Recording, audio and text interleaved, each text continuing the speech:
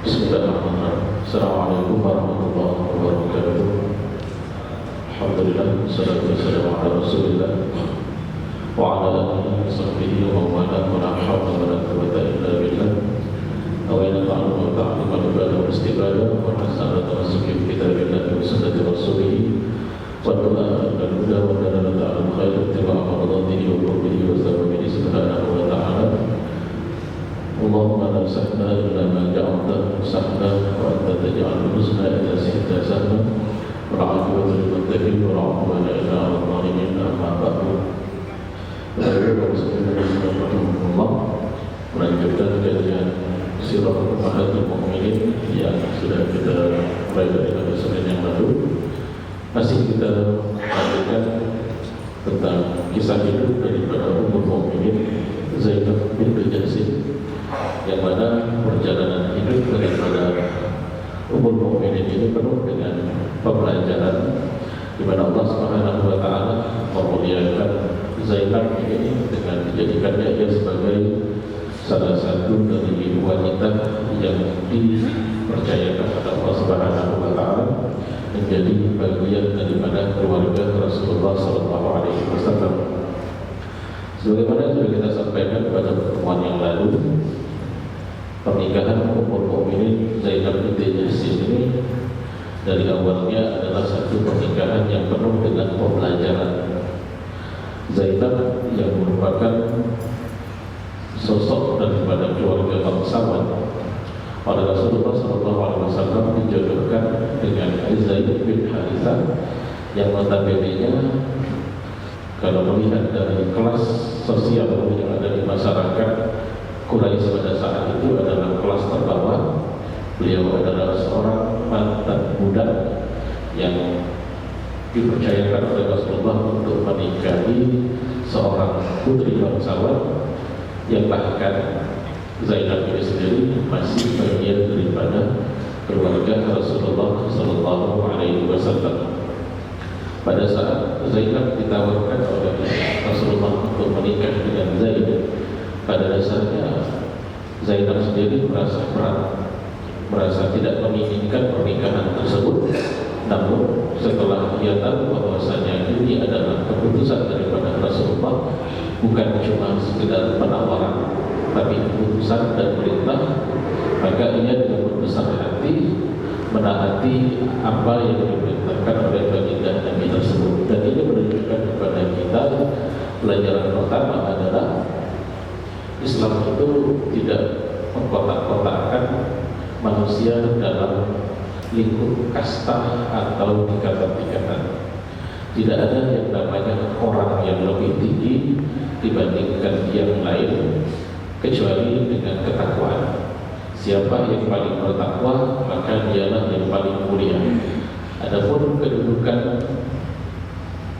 kekayaan ataupun nasab dan lain sebagainya, pada dasarnya itu hanyalah mulia di pandangan mata manusia, tapi pada hakikatnya ketakwaan adalah yang paling utama di sisi Allah Subhanahu wa taala. Oleh karena itulah pernikahan seorang putri bangsawan dengan seorang mantan budak yang pada saat itu adalah suatu hal yang mustahil, ini memecahkan daripada tabu ataupun suatu hal yang dianggap tidak mungkin di zaman tersebut.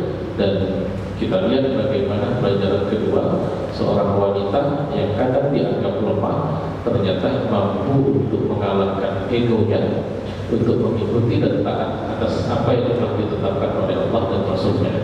Meskipun ada di awal ada ketidaksukaan atau keengganan, tapi ketika tahu bahwasanya itu adalah perintah Allah dan Rasulnya, maka tidak ada pilihan kecuali mentaati perintah Allah dan mentaati perintah Rasulnya. Dan ini yang harus kita ambil, bahwasanya sesegan apapun, seenggan apapun kita untuk menjalankan perintah Allah atau menjauhi larangan Allah, menjalankan perintah Rasulullah, menjauhi larangan Rasulullah, maka selama itu adalah satu perintah atau satu larangan dari Allah dan Rasulnya, maka kita wajib untuk mentaatinya. Dan tidak perlu banyak berdalih, tidak perlu banyak alasan untuk mengakal-akali perintah pernikahan tersebut telah kita sampaikan bahwasanya kata Allah antara Zainab dan Zaid terjadi satu perbedaan yang susah untuk dipersatukan, dan ini adalah suatu hal yang lumrah dan rutin dan bukan suatu hal yang aib, bahwasanya terkadang ada rumah tangga yang mungkin tidak terdapat kecocokan meskipun diupayakan untuk dicocok-cocokkan. Perbedaan latar belakang Zaid dan Zainab ini cukup jauh, yang mana Zainab terbiasa dengan kemudahan, sementara Zaid yang latar belakangnya adalah kelas pekerja tidak terbiasa kecuali mendapatkan sesuatu itu dengan usaha yang maksimal, dan ini merupakan benih-benih awal perbedaan antara keduanya. Sampai kemudian Zaid ini mendatangi Rasulullah SAW dan mengatakan, ya Rasulullah, saya sepertinya tidak cocok dengan Zainab dan ingin bercerai dengan Zainab. Namun Rasulullah meminta kepada Zaid untuk bersabar dan jangan sampai menceraikan Zainab.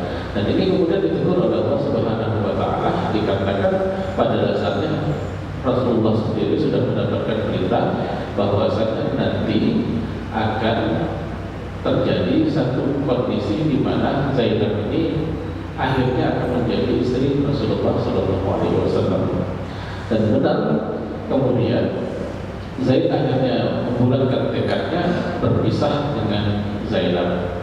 Maka pada saat itulah perintah Allah memerintahkan kepada Rasulullah untuk melamar dan menikahi Zainab. Dan ini tentunya tidak lepas dari apa yang telah dilakukan oleh Zainab sebelumnya. Ini adalah bentuk penghargaan atas keikhlasan, atas kemauan daripada Zainab untuk menyingkirkan egonya demi mentaati perintah Allah dan Rasulnya, di mana ia awalnya enggan untuk menikah dengan Zaid, tapi demi menjalankan perintah Allah dan Rasulnya, dia menghilangkan ego tersebut dan menjalankan perintah daripada Allah dan Rasulnya, meskipun hasilnya juga tidak sesuai dengan apa yang diinginkan. Maka Allah Subhanahu wa Ta'ala kemudian menginginkan sebagai penghargaan terhadap Zainab adalah menikahkan Rasulullah dengan Zainab. Maka setelah itu Rasulullah mengirimkan utusan kepada Zainab untuk menyatakan bahwasanya beliau hendak menikahi Zainab. Namun pada saat Zainab mendapat perintah tersebut, Zainab belum menerima secara 100% karena ia ingin tahu apakah hal tersebut merupakan keputusan dari Allah atau bagaimana. Mengapa? Karena ini bertentangan dengan tradisi di masa lalu yang namanya anak angkat itu posisinya sama kayak anak kandung, dan istri anak kandung atau mantan istri anak kandung itu menjadi suatu hal yang tidak dibolehkan untuk menikahinya menurut tradisi saat itu. Jadi ketika ada seseorang mengangkat anak, dan itu suatu hal yang biasa di masa lalu, kemudian anaknya ini yang diangkatnya ini menikah dengan seorang wanita misalnya, kemudian bercerai, maka beliau sebagai ayah angkat daripada anak ini dianggap aib kalau sampai menikahi mantan istri anak angkat. Dan tradisi itu cukup berakar di kalangan bangsa Arab pada saat itu. Dan lagi-lagi Allah Subhanahu wa Ta'ala ingin memberikan kepada kita pelajaran bahwasanya sepatutnya tradisi itu mengikuti syariat, jangan dibalik. Jangan sampai syariat itu dibuat-buat untuk mengikuti tradisi. Tradisi orang Arab pada masa itu melarang pernikahan antara seorang ayah angkat dengan mantan istri anak angkatnya. Seakan-akan dianggap berdosa, seakan-akan dianggap satu pamali yang luar biasa. Nah, ini tidak benar, karena pada dasarnya anak angkat ya bukan siapa-siapa. Kita boleh mengangkat seseorang sebagai anak, kita boleh mengangkat seseorang menjadi orang tua kita, tapi jangan lupa secara hukum tidak ada hubungan, tidak ada keterikatan antara kita dengan beliau yang kita angkat itu. Oleh karena itu tidak jadi masalah kalau seandainya menikahi mantan istri anak angkat. Dan ini isyarat sekali lagi dari Allah Subhanahu wa taala kepada kita bahwasanya jangan sampai tradisi itu menyalahi syariat. Seharusnya syariatlah yang mengatur tradisi. Maka Allah Subhanahu wa taala kemudian menurunkan Al-Qur'an Al-Ahzab ayat ke-37. A'udzubillahi minasyaitonir rajim. Falamma qada Zaidun minha watara wa zawwajnakaha likay la yakuna 'alal mu'minina harajun fi azwaji ad'iyaihim. Dan tatkala Zaid telah mengakhiri keperluannya terhadap istrinya atau telah menceraikannya, maka kami kawinkan engkau, kami nikahkan engkau wahai Muhammad dengan dia, yaitu Zainab, supaya tidak ada keberatan bagi orang-orang beriman setelahmu untuk menikahi istri-istri atau mantan istri anak-anak angkat mereka. Maka sebagaimana kita sampaikan kemarin, ini adalah satu-satunya atau salah satu daripada pernikahan yang istimewa.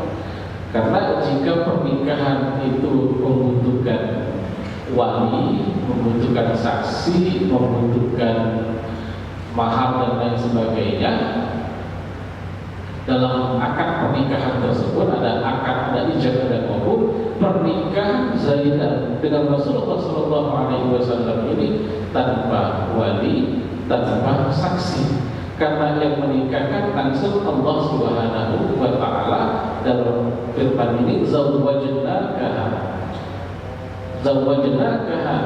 likay la yakuna 'alal mu'minina haraj. Maka kami nikahkan engkau wahai Muhammad dengan Zainab. Dan ini adalah pernikahan yang luar biasa karena Allah langsung yang menikahkan keduanya. Bapak Ibu kaum muslimin dan muslimat rahimakumullah, setelah itu kemudian bergabunglah Zainab di dalam rumah tangga Rasulullah Sallallahu Alaihi Wasallam. Lalu bagaimana Zainab ini posisinya di dalam rumah tangga Rasulullah?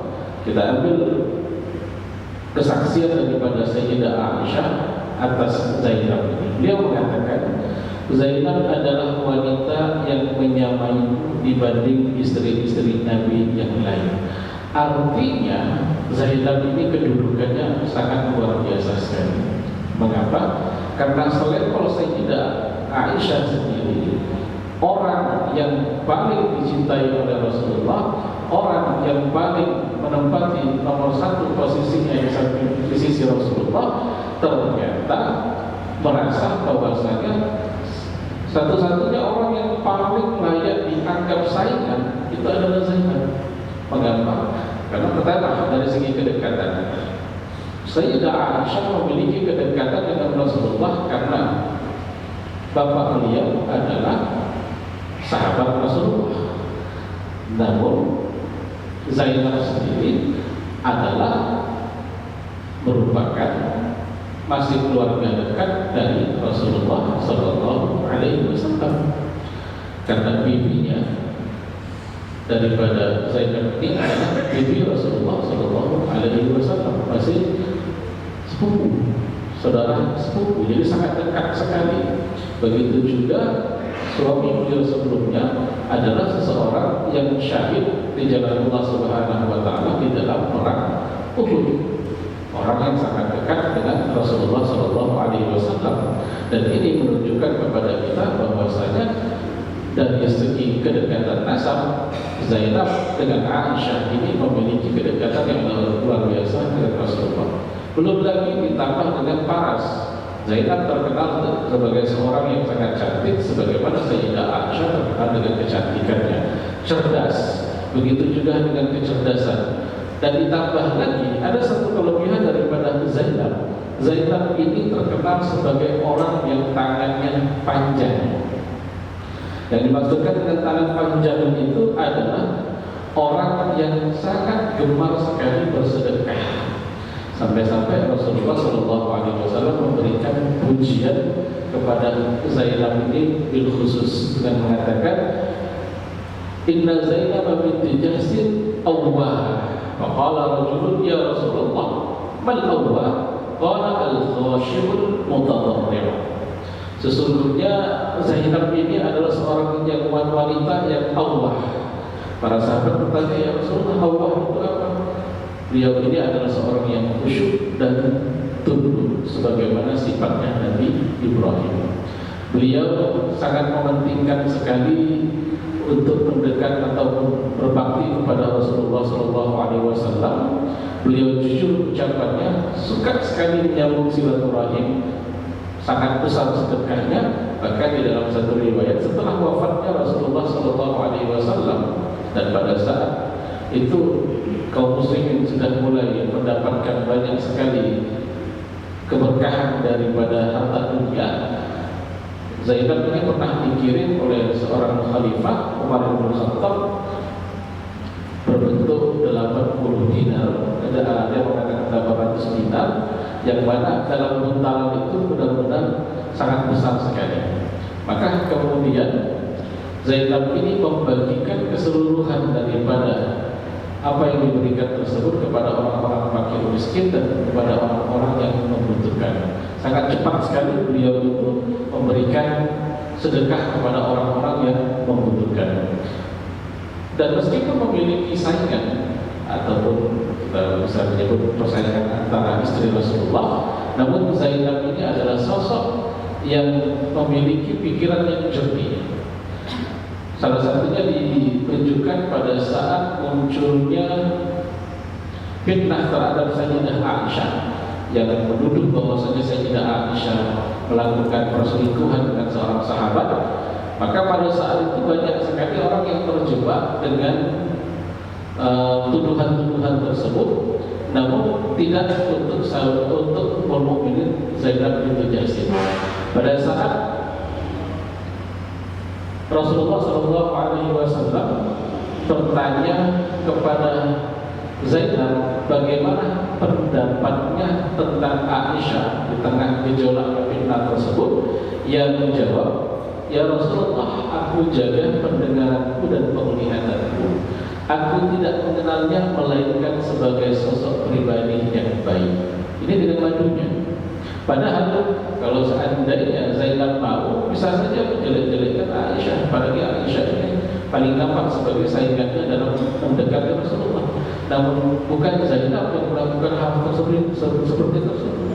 Beliau mengatakan, aku tidak mendengar kecuali hal yang baik, dan aku tidak menilai beliau kecuali sebagai sosok yang baik.